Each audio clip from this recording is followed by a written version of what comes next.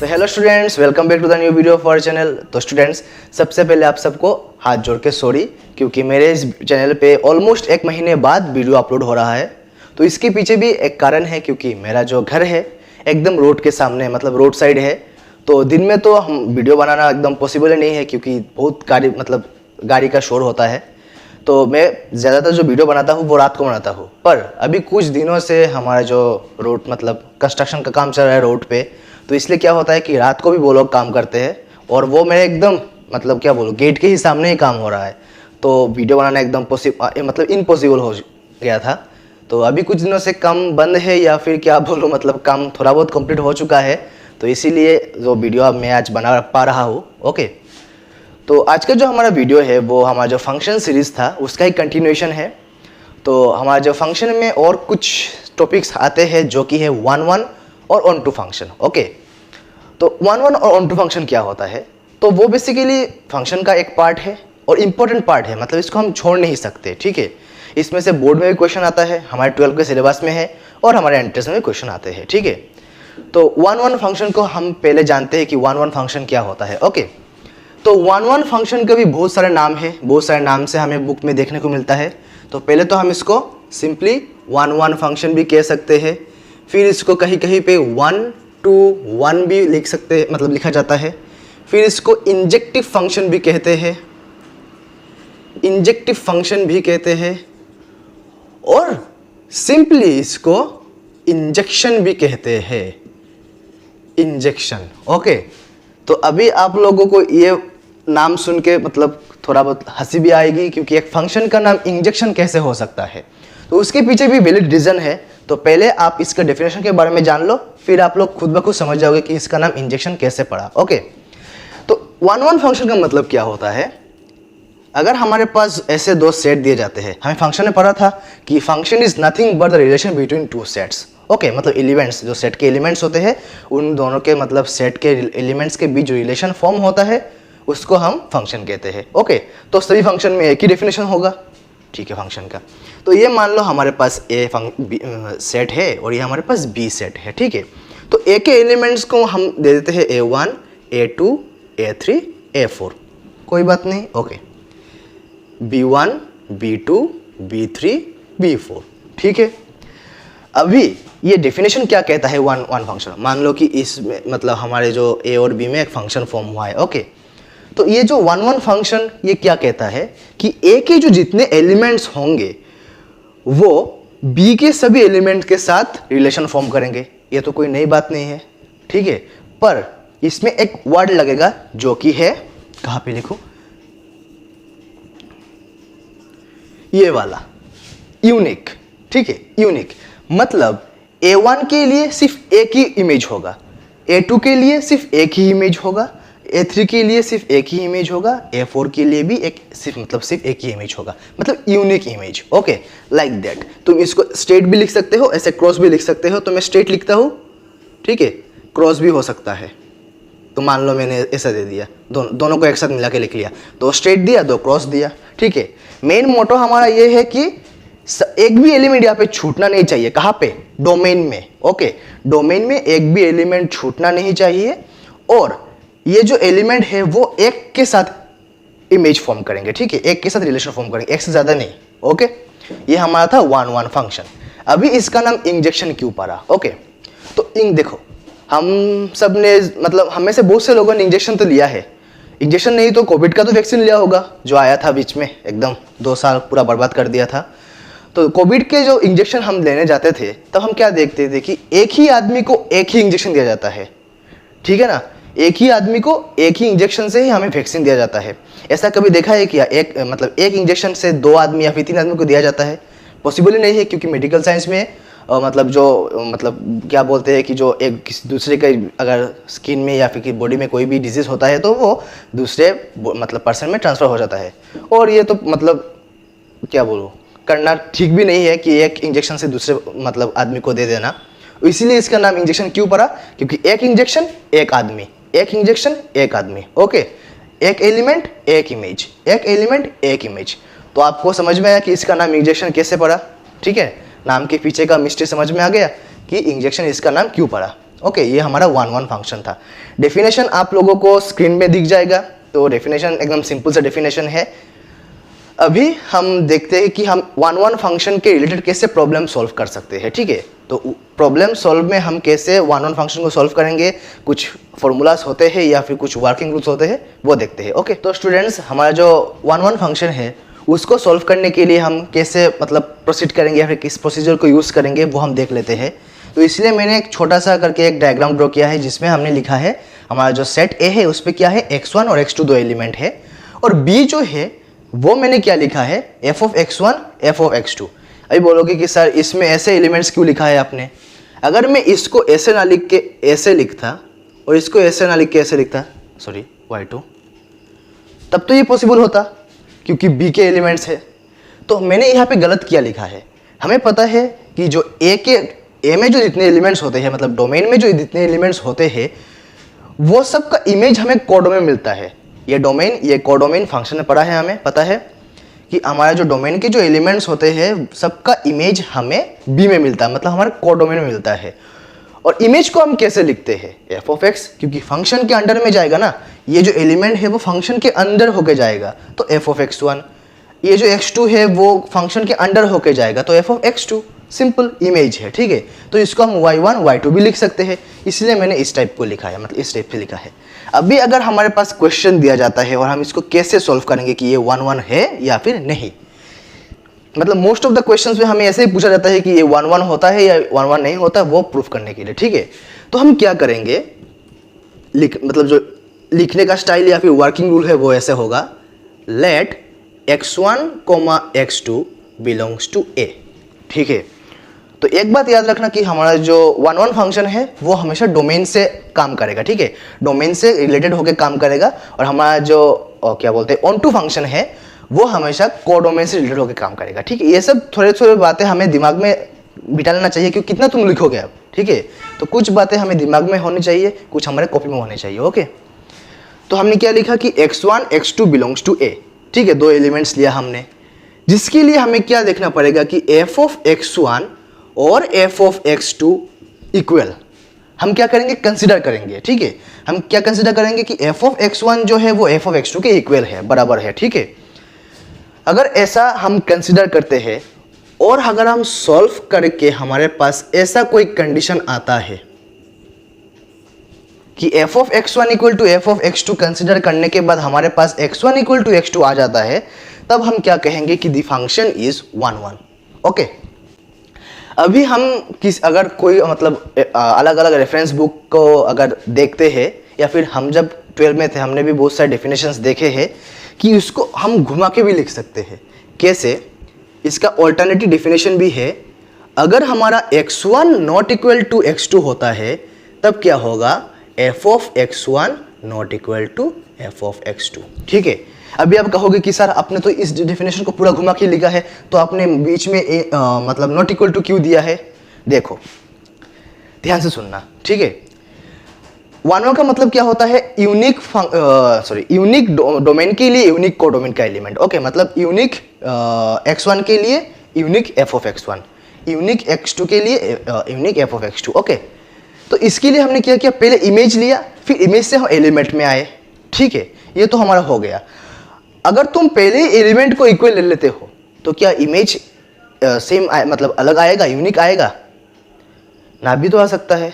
जैसे कि मान लो हमने क्या लिया, हमने मान लो कि हमने ले लिया कितना लो, मान लो 9। ठीक है, ये हमने 9 ले लिया, और 9 को हम कैसे लिख सकते हैं, देखो तो हम इसको -3 स्क्वायर भी लिख सकते हैं, 3 स्क्वायर भी लिख सकते हैं। तो हम ऐसे क्वेश्चंस करेंगे। ठीक है, हम ऐसे क्वेश्चंस करेंगे कि हम क्यों इसको ऐसे लिखते हैं, हम इसको ऐसे क्यों नहीं, मतलब direct x1 equal to x2 equal to f of x1 equal to f of x2 क्यों नहीं लिखते? ठीक है, क्योंकि हम अगर एलिमेंट को कंसिडर करेंगे तो इसका मतलब हमें ये कंफर्म नहीं है कि हम यूनिक एलिमेंट्स के लिए हमें यूनिक इमेज ही मिलेगा। ओके, तो इसके लिए हम क्या करते हैं, हम ले लेते हैं कि x1 x2 इक्वल नहीं है, मतलब एलिमेंट्स इक्वल नहीं है। तो अगर हमें ऐसा नॉट इक्वल टू लेके अगर हम इमेज को भी नॉट इक्वल टू शो कर देते हैं तो हमारा जो है वो 1 1 फंक्शन हो जाएगा। पर ये वाला जो फॉर्मूला या फिर जो कंडीशन है वो हमेशा मतलब यूज़ नहीं होता, मतलब रेगुलर यूज़ में नहीं होता। ये वाला कंडीशन ही हमारे प्रॉब्लम में यूज़ होता है ज़्यादातर, ठीक है। तो हमें इसमें फोकस देना चाहिए, इसमें नहीं फोकस देना चाहिए, ठीक है। तो ज़्यादा बात हो गई है तो कुछ नहीं, अगर पसंद नहीं आता तो स्किप कर देना, ठीक है, कोई बात नहीं, ओके। तो हम इसको यूज़ करके एक प्रॉब्लम करेंगे और देखेंगे कि ये 1 1 कब होता है कब नहीं होता, ठीक है, और कैसे होता है कैसे नहीं होता, ओके, एकदम सिंपल। तो हम ऐसे कुछ क्वेश्चंस लेंगे, सिंपल 2 क्वेश्चन ही लेंगे, ठीक है, 2 क्वेश्चंस ही लेंगे और आपको ये वाला कंसेप्ट भी समझ में आ जाएगा, ओके। तो पहले हम लेते हैं क्वेश्चन कि let f is a function from a to b, ठीक है ना, f is function from a to b, और हमारा जो फंक्शन है वो क्या होगा कि मान लो y इक्वल टू नहीं, and f of x is equal to 3x minus 2, ठीक है, एकदम सिंपल लीनियर इक्वेशन ले लिया। तो ये हमारे पास एक फंक्शन है, ओके। गर्मी भी ज़्यादा है, अच्छा। तो हमारा क्या मतलब, हम 1 1 इसको शो करेंगे, मतलब 1 1 होता है या नहीं, मतलब एग्जामिन वेदर दिस इज 1 1 और 1 2, मतलब 1 1 और 2 नहीं, 1 1 और नॉट, ओके। तो ये 1 1 होगा या नहीं हमें इसे प्रूफ मतलब शो करना है। तो इसका फर्स्ट स्टेप क्या होगा कि हम 2 एलिमेंट्स लेंगे, कहाँ पे, a पे, ठीक है। तो late x1 x2 belongs to a। अब इसको ज़्यादा लंबा भी कर सकते हो कि x1, x2 be the arbitrary elements of a, ऐसे भी लिख सकते हो। तो सिंपल वे लिखो x1, x2 belongs to a, okay. Next step क्या है, हमें f of x1 equal to f of x2 लिखना होगा, हमारे जो फॉर्मूला में हमें वर्किंग रूल में दिखा था, ठीक है। अभी ये f ऑफ x1 क्या है, पहले देखो f ऑफ x क्या है, 3x माइनस 2 है। अगर f of x 3x minus 2 है तो f ऑफ x1 क्या होगा, 3x1 माइनस 2, बच्चों वाली बात। अगर f of x equal to 3x minus 2 है तो f ऑफ x1 क्या होगा, 3x1 माइनस 2। उसी तरह f ऑफ x2 क्या होगा, 3x2 माइनस 2, वही ना, एकदम सिंपल। दोनों तरफ से -2 भी कट जाएगा, फिर 3 भी कट जाएगा। हमारे पास क्या आता है, x1 इक्वल टू x2 आता है या नहीं, यही तो हमें प्रूफ करना था कि f of x1 equal to f of x2 लेके अगर हमारे पास x1 इक्वल टू x2 आता है तो क्या है, ये एक 1 1 फंक्शन है, सिंपल वही। तो ज़्यादातर लीनियर फंक्शंस हमारा 1 फंक्शन होता है, ठीक है। Maximum linear functions are 1 1 functions. Exception होंगे, अगर हमें मौका मिलता है तो हम देखेंगे कि एक्सेप्शन कहाँ पे होता है, पर अभी तक के लिए मान के चलो कि लीनियर फंक्शंस और 1 1 फंक्शंस, ओके। अभी हम देखते हैं कि कब 1 1 नहीं होता, ओके। चलो क्वेश्चन सेम रहेंगे, सिर्फ ये वाला पार्ट मिटा देता हूँ। तो मान लो हम इसको क्या लिखते हैं, x² माइनस 4, ठीक है, x² माइनस 4 लिखा हमने f ऑफ x। हमें चेक करना है कि ये 1 1 होता है या नहीं, ठीक है। तो सेम वो वाला लाइन मिटा दिया अभी, ठीक है। चलो x1 x2 belongs to a, same. तो हमेशा याद रखना कि 1 1 फंक्शन में हमें डोमेन को लेके काम करना है, ठीक है। नेक्स्ट स्टेप क्या होगा, f of x1 equal to f of x2। Video में आप लोगों को कहीं कहीं भी मच्छर दिख जाएंगे तो इग्नोर करना, क्योंकि फ़ैन ऑफ है, नहीं तो आवाज़ सुनाई नहीं देता माइक पे, ठीक है। और गर्मी भी ज़्यादा है तो मैं पूरा एकदम पसीना पसीना हो गया हूँ। तो f of x1 equal to f of x2 लिखना पड़ता है। फिर देखो f ऑफ x अगर ये है तो f ऑफ x1 क्या होगा, सिंपल आग बंद करके x1 square minus 4 equal to x2 square minus 4, ठीक है। फिर दोनों तरफ से -4 कैंसिल। अभी हमारे पास क्या आया, x1 square equal to x2 square, okay, एकदम। अभी हमें पता है कि अगर हमें स्क्वायर को ब्रेक करना है तो हम इसको दूसरी तरफ ले जाएंगे। तो स्क्वायर अगर दूसरी तरफ जाता है तो क्या होता है, स्क्वायर रूट हो जाता है, ठीक है ना।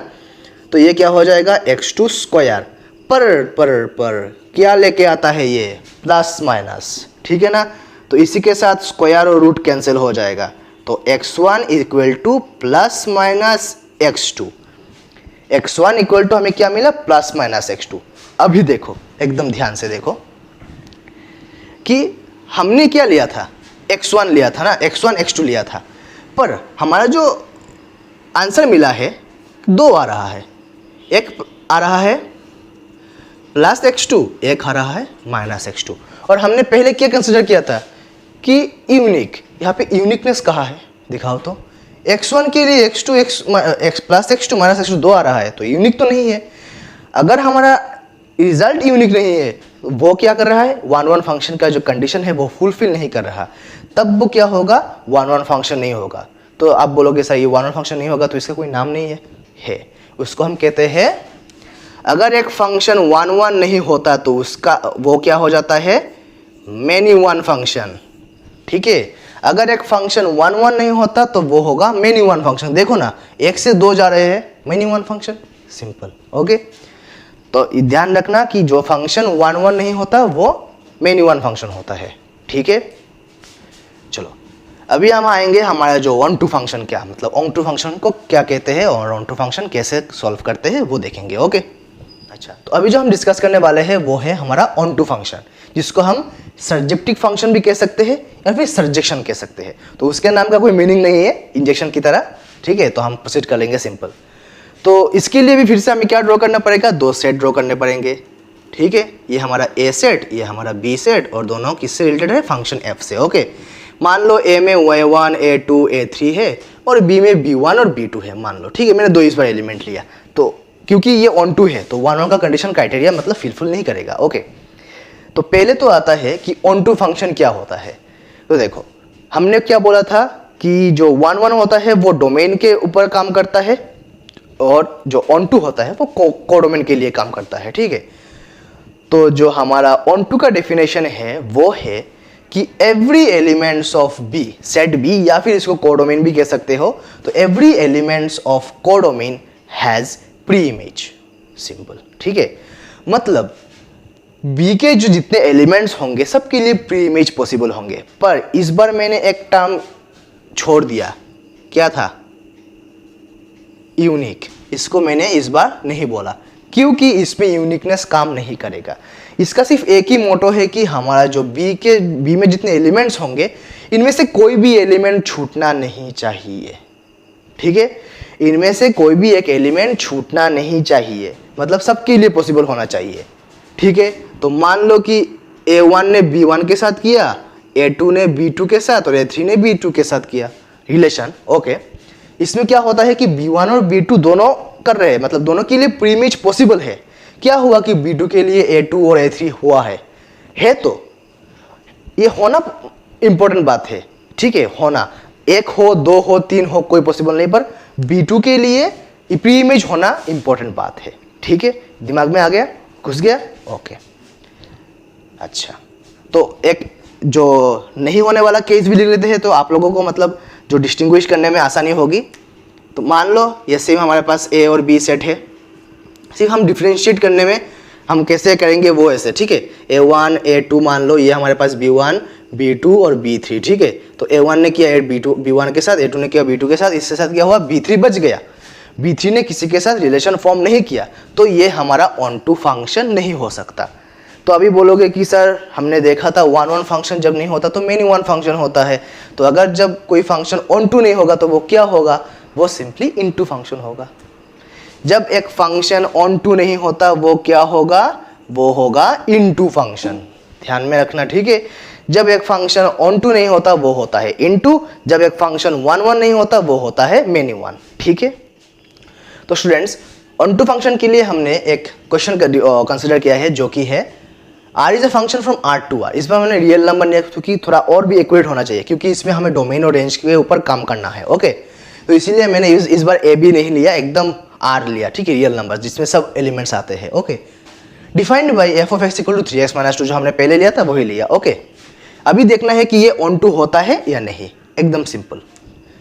तो हम क्या करेंगे, ऑन टू के लिए क्या करना पड़ता है, हमें कहाँ से एलिमेंट लेना पड़ता है ऑन टू के लिए, ऑन टू के लिए हमें कोडोमेन से लेना पड़ता है। अभी इस पे आप लोगों का प्रीवियस नॉलेज काम में आएगा, कौन सा वाला, रेंज निकालने वाला, क्योंकि हम अल्टीमेटली क्या करेंगे, कोडोमेन से आएंगे। ठीक है, इस बार डोमेन से नहीं जा रहे हैं, इस बार कोडोमेन से डोमेन में आ रहे हैं। तो क्या करेंगे, हमारे पास f of x equal to 3x - 2 है ना, तो हम क्या करेंगे, let y belongs to r। ये वाला r क्या है हमारे पास, कोडोमेन, लिख लेना। ठीक है, क्योंकि इनिशियल स्टेज में बच्चों को प्रॉब्लम होता है कि r a अगर और a और b दे देता तो हम इजीली लिख सकते थे कि y बिलोंग्स टू b, पर यहाँ पे दोनों r है तो किस पता चलेगा कैसे कि कौन सा डोमेन कौन सा रेंज, इसलिए साइड में मैंने लिख दिया कि ये जो r है वो कोडोमेन है। ठीक है, हम y को जो हमने लिया है वो कोडोमेन से लिया है। ओके, तो y बिलोंग्स टू r। तो हमें पता है कि हमने जब रेंज निकाला तो हम क्या करते थे, f ऑफ x को क्या पकड़ते थे, y पकड़ते थे। ठीक है ना, तो अभी अगर हमने f ऑफ x को y पकड़ लिया है तो f ऑफ x का जो वैल्यू होगा 3x - 2 वो ऐसे हो जाएगा y इक्वल टू, अभी हमारा क्या एम है, हमें x को इन टर्म्स ऑफ y में लिखना है। क्या लिखना है, x को इन टर्म्स ऑफ y में लिखना है, जो हमने रेंज में किया एकदम कॉपी पेस्ट कर देना। ठीक है, इसीलिए फंक्शन का कोई भी टॉपिक कोई भी वीडियो स्किप मत करना, क्योंकि हर वीडियो इंपॉर्टेंट है। सिर्फ फंक्शन नहीं, ट्रिगोनोमेट्री बोलो, कैलकुलस बोलो, सब में किसी भी एक टॉपिक को स्किप करोगे तो नेक्स्ट वाले में जाके फंस जाओगे। यही मैथ्स का रूल है। ठीक है, दूसरे सब्जेक्ट को आप थोड़ा बहुत टैकल कर सकते हो, पर मैथ्स का क्या है, अगर किसी भी एक टॉपिक को मिस कर दिया तो नेक्स्ट वाले में फंस जाओगे। ओके, तो सही हम क्या करेंगे, हम 2 के इधर ले जाएंगे, मतलब y + 2 = 3x। अभी क्या करेंगे, हमारे पास x क्या हो जाएगा, y + 2/3।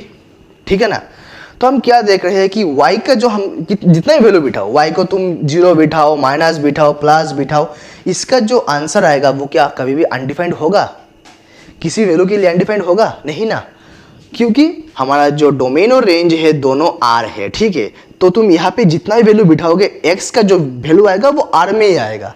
ठीक है, तो तुम क्या लिखोगे, x belongs to r for all values of y, therefore क्या होगा, f from r to r is an onto function. ठीक है, y के सभी वैल्यू के लिए, मतलब y के किसी वैल्यू के लिए हमारा जो x का वैल्यू है वो r में आएगा, मतलब सेटिस्फाई कर रहा है, मतलब अनडिफाइंड नहीं हो रहा, इसीलिए हम कह सकते हैं कि ये जो फंक्शन है वो ऑन टू हो रहा है। जब सेटिस्फाई नहीं करेगा तो क्या हो जाएगा, इनटू, मतलब ऑन टू नहीं होगा। अभी हमारा जो लास्ट टॉपिक होगा वो है बाइजेक्शन। ठीक है, तो बाइजेक्शन क्या होता है, नाम में ही समझ में आ रहा है, बाई मतलब दो। ठीक है ना, बाइनरी इक्वेशन जो कहते हैं, तो बाई मतलब दो। अभी क्या दो क्या, 2 बूंद पोलियो के लिए, मतलब जिंदगी के लिए नहीं। बाइजेक्शन या फिर बाइजेक्टिव फंक्शन, पता नहीं दिख रहा होगा क्योंकि यहाँ पे रिफ्लेक्शन पड़ता है लाइट का। ठीक है, बाइजेक्टिव फंक्शन या फिर इसको क्या कहते हैं, अभी समझ में आएगा, 1 on 2 फंक्शन। समझ में आया, ये वाला नाम थोड़ा बहुत फेमिलियर है, 1 on 2 फंक्शन। मतलब अगर कोई फंक्शन 1 on 2 दोनों होता है तब तो क्या होगा, ये वो बाइजेक्शन मतलब बाइजेक्टिव फंक्शन होगा या फिर 1 on 2 फंक्शन होगा। तो इसका एग्जांपल क्या होगा, जो हमने अभी अभी किया है, एकदम fresh, r to r defined by क्या था, f ऑफ x = 3x - 2, जो हमारा पहले 1 भी हुआ था, बाद में on 2 भी हुआ है। ठीक है, तो ये वाला फंक्शन क्या होगा, बाइजेक्टिव फंक्शन या फिर बाइजेक्शन। ठीक है, तो आज का वीडियो एकदम सिंपल था, आप सबको समझ में आया, क्योंकि 1 on 2 फंक्शन इतना टफ भी नहीं है। तो इसमें से क्वेश्चन आता है, थोड़ा बहुत क्वेश्चन का लेवल अप कर देगा। और हाँ, इस फंक्शन को करने के लिए आपको सभी फंक्शन जानना पड़ेगा। कौन के सभी function, modulus function, greatest digital function, signum function, सबको पता होना, मतलब आपको पता होना चाहिए, क्योंकि इसमें फंक्शन दे देगा कि show that signum function is 1 या फिर नॉट 1। ठीक है, तो अभी अगर आपको सिग्नम फंक्शन पता नहीं है तो आप कैसे निकालोगे। ठीक है ना, ऐसे ही तो किसी भी फंक्शन को, मतलब किसी भी टॉपिक को जाने से पहले आपको पिछले वाले, मतलब प्रीवियस टॉपिक को अच्छे से क्लियर करना जरूरी है। ठीक है, तो अगर आप लोगों ने मेरे पिछले वाले फंक्शंस के वीडियो नहीं देखे हैं तो चैनल पे विजिट करके देख लेना, या फिर मैं ऊपर प्लेलिस्ट का क्या बोलते हैं आइकन बटन दे दूंगा, आप उसमें देख सकते हो। आज की वीडियो के लिए बस इतना ही। आई होप कि आपको आज का वीडियो अच्छा लगा होगा। अगर अच्छा लगा है तो इस वीडियो को लाइक करके अपने दोस्तों के साथ शेयर कर देना, और अब से मैं ट्राई करूँगा कि और मतलब रेगुलर वीडियोस लाता रहूँ। तो आप लोग सजेस्ट भी कर सकते हो कि मैं किस टॉपिक की वीडियो लाऊँ। ठीक है, तो आज के लिए बस इतना ही। Thanks for watching, bye bye, thank you.